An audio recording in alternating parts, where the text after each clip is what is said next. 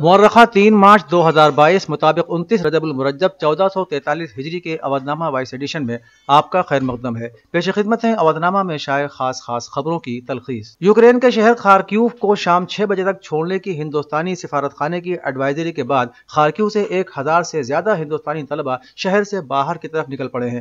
Ukraine میں بڑھے روسی حملوں کے دوران خارکیو ریلوے اسٹیشن پر سینکڑوں ہندوستانی طلبہ ٹرین کا انتظار کر رہے تھے، لیکن اچانک آئی ایڈوائزری کے بعد وہاں سے پیدل ہی خارکیو سے باہر نکل پڑے ہیں۔ اپنے ساتھیوں کے ساتھ پیدل نکلے ڈین سے ایک رپورٹ کی بات ہوئی۔ انہوں نے بتایا کہ روس کی بمباری کے خطرے کے دوران ہم ہندوستانی جھنڈے کو لے کر پیدل خارکیو سے باہر جا رہے ہیں۔ طلبہ کے کندھوں پر وزنی بیگ بھی ہیں اور طلبہ کئی گھنٹوں سے اسٹیشن پر کھڑے ٹرین کا انتظار بھی کر رہے ہیں۔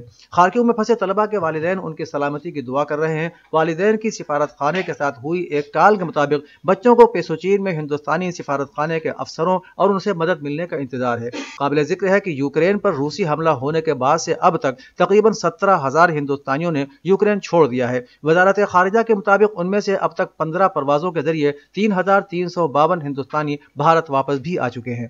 اتر پردیش میں چھٹے مرحلے کے تحت پوروانچل خطے کی 10 ضلعوں کی 57 سیٹوں پر ووٹنگ کے لیے تیاریاں مکمل ہو چکی ہیں۔ جمعرات کو صبح 7 سے شام 6 بجے تک ووٹ ڈالے جائیں گے۔ پرامن اور غیر جانبدارانہ الیکشن کے انعقاد کے لیے کمیشن نے سیکورٹی کے پختہ انتظامات کیے ہیں۔ جن ضلعوں میں کل ووٹ ڈالے جائیں گے ان میں امبیڈکر نگر، بلرام پور، سدھارتھ نگر، بستی، سنت کبیر نگر، مہاراج گنج، گورکھپور، کشی نگر، دیوریا اور بلیا شامل ہیں۔ چیف الیکشن افسر اجے کمار شکلا نے بتایا کہ اس مرحلے میں 2 کروڑ 14 لاکھ رائے دہندگان بشمول 5 کروڑ مرد اور 1 کروڑ خاتون 676 امیدواروں کے انتخابی قسمت کو ای وی ایم میں قید کریں گے۔ اس مرحلے میں 66 خاتون امیدوار بھی انتخابی میدان میں ہیں۔ اتر پردیش کے وزیر اعلیٰ یوگی آدتیہ ناتھ نے بدھ کو سماجوادی پارٹی کو ہدف تنقید بناتے ہوئے دعویٰ کیا کہ وہ ریاست میں ہر چوتھے دن ہونے والے گھپلوں، دہشت گردوں اور مجرمین کی پشت پناہی اور فسادات کے ذمہ دار ہیں۔ عوامی ریلی سے خطاب کرتے ہوئے یوگی نے کہا کہ کچھ سال پہلے مئو پر مافیاؤں کا کنٹرول تھا۔ یہاں پر ایک مافیا نے رام اور ہندوؤں کے عقیدت مندوں کو کچلا اور ان پر گولیاں برسائیں۔ سابقہ حکومت انہی کے رحم و کرم پر تھی، لیکن آج ہم نے انہیں ان کے اصلی مقام تک پہنچا دیا ہے۔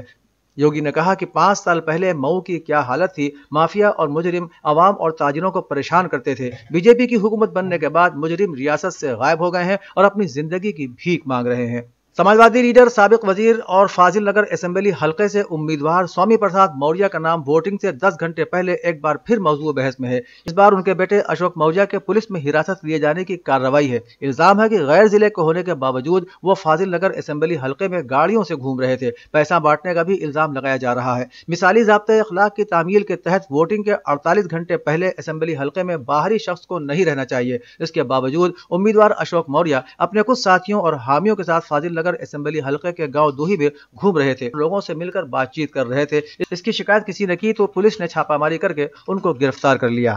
ان خبروں کے علاوہ اودنامہ کے پہلے صفحے پر اشتہار شائع ہوا ہے جس کے مطابق لکھنؤ کی قدیم مسجد نور محل مسجد میں گزشتہ 1 دہائی سے مولانا شبر حسین وائس صاحب قبلہ کی امامت میں نماز جمعہ کا سلسلہ جاری ہے، اور اب اودنامہ کے یوٹیوب چینل اور فیس بک پیج سے جمعہ کی نماز کا خطبہ آپ لائیو سماعت فرمائیں گے۔ جمعہ کا خطبہ خود ایک بڑی عبادت اور 2 رکعت نماز کے برابر ہے، اس لیے آپ سے گزارش ہے کہ خطبے میں ضرور شرکت فرمائیں اور اپنے اس چینل اور پیج کو لائک ضرور کریں۔ خطبے کا وقت 12:20 سے۔ اودنامہ میں شائع ضلع کی خبروں کے مطابق جواہر لال نہرو میڈیکل کالج علی گڑھ مسلم یونیورسٹی کے شعبہ کمیونٹی میڈیسن کی faculty member professor Saira Mahnaz نے international institute of knowledge management کے زیر اہتمام بدلتی ہوئی دنیا میں عالمی صحت کا مستقبل موضوع پر منعقدہ 5ویں گلوبل پبلک ہیلتھ کانفرنس 2022 میں ہندوستانی کچی آبادیاں کووڈ کے بعد کا منظرنامہ موضوع پر آن لائن خطبہ پیش کیا۔ کانفرنس کا انعقاد یونیورسٹی آف سائبر جایا ملیشیا اور انٹرنیشنل ایسوسی ایشن آف پبلک ہیلتھ کے اشتراک سے کیا گیا تھا۔ پروفیسر سائرہ نے کہا کہ کچی آبادیوں میں لوگ خط افلاس سے نیچے رہتے ہیں اور بہت سے رپورٹوں نے یہ واضح کیا ہے کہ وبائی بیماری نے انہیں مزید غریب اور کمزور کر دیا ہے۔ اطلاعات کے مطابق نیپال میں ایک وقف مسجد کا تنازعہ عدالت میں زیر التوا تھا۔ عدالت نے درگاہ اعلیٰ حضرت سنی بریلوی مرکز کے فتوے کی بنیاد پر اس معاملے کو نپٹایا ہے۔ نیپال کی عدالت نے دونوں فریقوں سے شرعی حکم کی بنیاد پر درگاہ اعلیٰ حضرت سے فتویٰ لانے کی ہدایت دی تھی۔ نیپال کی عدالت نے اس فتوے کی بنیاد پر اپنا فیصلہ سنایا۔ عدالت نے کہا کہ اسلام میں عطیہ یا وقف کی گئی کوئی جائیداد ذاتی ملکیت نہیں ہوتی، لہذا مسجد اب کسی کی ذاتی ملکیت نہیں ہے، اس لیے کسی کو بغیر کسی شرعی وجہ کے نماز ادا کرنے سے روکا نہیں جا سکتا۔ हाशिमपुर रोड वाक़ सनातन एकता मिशन प्रयागराज के दफ्तर में यौम तासीस धूमधाम से मनाया गया। परमहंस स्वामी हरि चैतन्य ब्रह्मचारी BHU के साबिक वाइस चांसलर GC त्रिपाठी, इदारे के सरप्रस्त पंडित देवराज पाठक और सदर पंडित अशोक कुमार पाठक ने चराग जलाकर प्रोग्राम का इफ्तिताह किया। मेहमान खुसूसी परमहंस स्वामी हरि चैतन्य ब्रह्मचारी महाराज ने सनातन एकता मिशन के काम की तारीफ करते हुए सबको आशीर्वाद दिया। उन्होंने कहा कि तंजीम खास तौर पर सनातन धर्म के फरोग और तरवीज के लिए बेहतर काम कर रही है। तंजीम के कौमी सदर पंडित अशोक कुमार पाठक ने कहा कि सनातन धर्म संस्कृत और इक़दार के फरोग के लिए कोशा है। मेहमानों ने समाज के 5 मुमताज अफराद को मुख्तलिफ शोबों में नुमाया काम करने के लिए एजाज से भी नवाजा। सनातन एकता मिशन के कौमी जनरल सेक्रेटरी विपुलेश त्रिपाठी ने मेहमानों का शुक्रिया अदा किया। रूस यूक्रेन के दरमियान जारी जंग में यूक्रेन में फंसे देवबंद के 2 सगे भाई बहन गुज़श्ता रात बहिफाजत अपने घर वापस लौट आए, जिससे उनके अहले खाना में खुशी का माहौल है। इत्तलाआत के मुताबिक सहारनपुर शहर के महल्ला कायस्थवाड़ा के भाई बहन सदफ और मोहम्मद तालिब यूक्रेन से MBBS की पढ़ाई कर रहे थे। तालिब ने बताया कि रूस और यूक्रेन के दरमियान जंग को देखते हुए उन्हें यूनिवर्सिटी की जानिब से हंगरी की सरहद पर डिपोर्ट कर दिया गया, जहां से उन्हें हुकूमत हिंद की परवाज के जरिए दिल्ली लाया गया। हिंदुस्तानी एकेडमी उत्तर प्रदेश प्रयागराज के ज़ेर एहतमाम तारीख और अदब के तनाजुर में श्रृंगूरपुर में एक कौमी सेमिनार गांधी ऑडिटोरियम में मुनक़िद हुआ। इस मौके पर डॉक्टर भार्गव कुमार मिश्रा की किताब श्रृंगूरपुर इलाकाई हिंदी अदब, परंपरा और प्रदाय का इजरा मेहमानों के हाथों अमल में आया। मुकर्रिरीन ने कहा कि प्रयागराज का श्रृंगूरपुर जो सूरसारी के शुमाली किनारे पर वाक़ है, तारीखी और अदबी लिहाज से अपने आप में एक बहुत अहम ज़ियारत गाह है। रामायण के ज़माने से लेकर आज तक ये मुसलसल तरक्की की तरफ बढ़ रहा है। यहाँ की तारीख हमें निषाद राज की तरफ से राम की आमद पर की गई खिदमत की याद दिलाती है।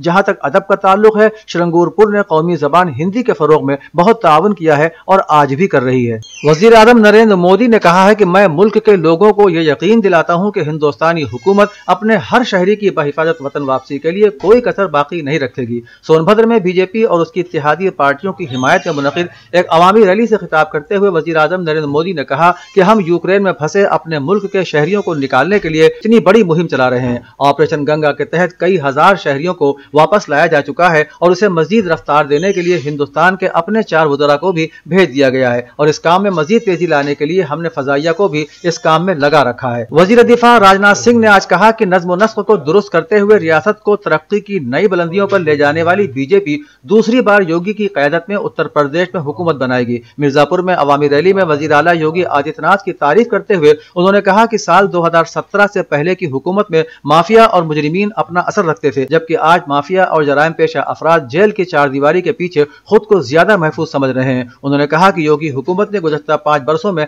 तरक्की के नए आयाम कायम किए हैं। साबिक कारगुजार वजीर आला डॉक्टर अम्मार रिजवी ने बातचीत के दौरान कहा कि हुक्मरान जमात BJP ने गुज़श्ता 5 बरसों में अवाम के मसाइल को हल करने की संजीदा कोशिश की है, लेकिन कोरोना में ऑक्सीजन की किल्लत से अवाम की हलाकत भी हुई है। अगर हुकूमत यह कहती है कि कोरोना दौर में ऑक्सीजन की किल्लत नहीं थी तो गलत है। उन्होंने कहा कि हुकूमत ने सड़क, पानी और घर की सहूलत बिला तफरीक हर किसी को फराहम की है। सियासत में भी मुसलमानों की नुमाइंदगी कम है, जो इंतहाई तशवीशनाक है, लेकिन ये मसाइल गुज़श्ता 5 बरसों के पैदावार नहीं है, बल्कि आज़ादी के बाद से ही मुसलमानों के साथ ये मसाइल लाहिक हैं जो अब तक हल नहीं किए जा सके।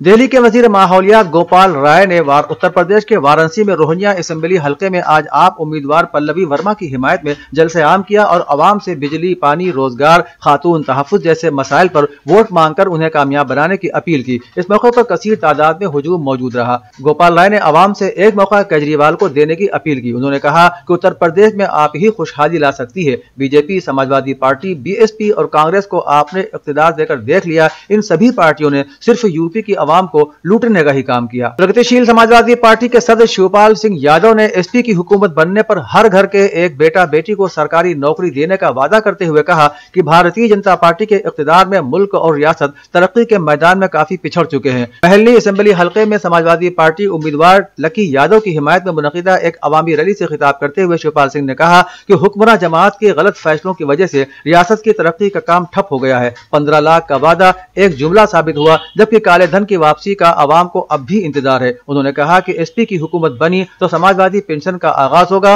और मुलाजिमीन की पुरानी पेंशन निजाम को भी बहाल किया जाएगा।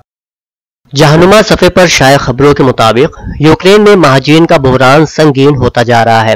اقوام متحدہ کی ایک رپورٹ میں بتایا گیا ہے کہ اب تک 6,60,000 شہری ملک سے باہر جا چکے ہیں۔ اقوام متحدہ نے عالمی برادری سے $1.7 ارب انسانی امداد کا مطالبہ کیا ہے۔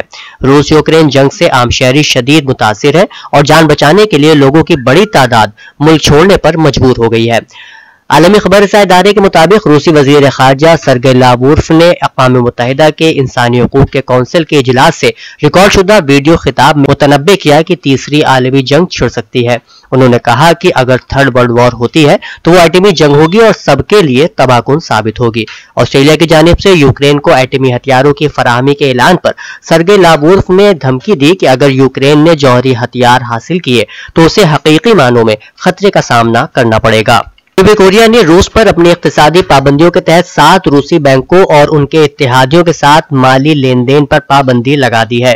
ملکی وزارت خزانہ نے منگل کو کہا کہ اس نے سخت سفارش کی ہے کہ مقامی عوامی اور مالیاتی ادارے بدھ کے بعد جاری کیے جانے والے روسی حکومت کے بانڈ میں اپنی سرمایہ کاری کو روک دیں۔ امریکی صدر جو بائیڈن نے دعویٰ کیا کہ ولادیمیر پوتین نے یوکرین پر حملہ کر کے آزاد دنیا کی بنیاد ہلانے کی کوشش کی ہے، لیکن وہ غلطی پر ہے اور انہیں اپنے غلط فیصلے کی قیمت چکانا پڑے گی، جس کے اثرات دیر پا ہوں گے۔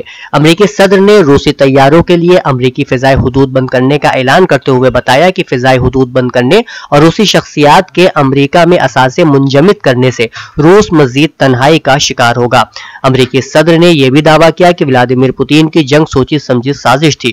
انہوں نے ایک بار پھر یہ واضح کیا کہ امریکہ یوکرین میں روسی فوج سے برسر پیکار نہیں ہوگا۔ ایک اور خبر کے مطابق عالمی جشن صبر و وفا اپنے دیرینہ تزوق احتشام کے ساتھ انجمن غلامان سیدہ زینب لکھنؤ ہند کے زیر اہتمام 3 شعبان المعظم کو منعقد ہو رہا ہے۔ واضح ہو کہ یہ جشن صبر و وفا 2016 سے بتائید ادارہ حرم امام حسین کربلا عراق اور ادارہ ابوالفضل عباس کربلا اور ادارہ بین الحرمین کربلا معلی عراق انجمن کے زیر اہتمام منعقد ہوتا چلا آ رہا ہے۔ اس عالمی جشن کی صدارت آیت اللہ بشیر حسین نجفی کے فرزند سید علی نفی فرمائیں گے۔ نظامت کے فرائض احمد بجنوری انجام دیں گے۔ اس جشن کے افتتاحی تقریر آیت اللہ شمیم الحسن جوادیہ بنارس فرمائیں گے۔ ڈان اخبار میں شائع ہونے والی AFP کی رپورٹ کے مطابق شری لنکا کو زر مبادلہ کے ذخائر کے شدید بحران کا سامنا ہے، جس سے اب وہ تیل درآمد کرنے سے قاصر ہے۔ بجلی گھروں کو تیل میسر نہ ہونے پر پبلک یوٹیلیٹیز کمیشن نے بجلی فراہمی کی حد مقرر کرنے کا اعلان کرتے ہوئے اسے قوم کے لیے سیاہ دن قرار دیا ہے۔ ریگولیٹری کمیشن نے کہا کہ ہمیں بجلی بنانے کی صلاحیت نہیں بلکہ زر مبادلے کے بحران کا سامنا ہے، کیونکہ ملک کے پاس تیل درآمد کرنے کے لیے ڈالرز نہیں ہیں۔ کابینہ کے اجلاس سے خطاب کرتے ہوئے عراقی وزیر اعظم مصطفیٰ الکاظمی نے کہا کہ ملک اس وقت حساس دور سے گزر رہا ہے، جس کے پیش نظر تمام سیاسی جماعتوں اور دھڑوں کو چاہیے کہ وہ ایک مضبوط اور کارآمد حکومت کے قیام کے لیے اپنی پوری توانائی یا بروئے کار لائیں۔ انہوں نے کہا کہ موجودہ حالات کا تقاضا ہے کہ تمام سیاسی جماعتیں عوام کی خدمت گزار ہوں اور حکومت بنانے کے لیے اپنی ذمہ داریوں پر عمل کریں۔ اودنامہ میں شائع مضامین کو مکمل طور پر پڑھنے کے لیے اودنامہ کی ویب سائٹ www.awadnama.com پر وزٹ کریں اور ای پیپر پر کلک کریں۔